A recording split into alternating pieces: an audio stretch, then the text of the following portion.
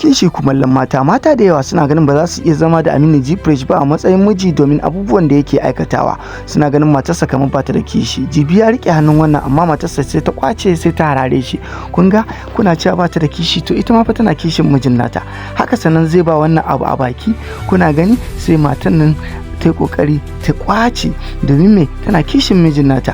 To kuna cewa matar G-Fresh ba ta da kishi to a gaskiyance tana da kishi sai dai ba yanda za ta yi ne domin me haka ta same shi. Haka wannan matar kuna gani yadda ta shiga tsakiyar su domin ta ga ya jawo hannunta. To wace ce za ta iya auren Aminu G-Fresh yanzu a matsayin mata ta biyu?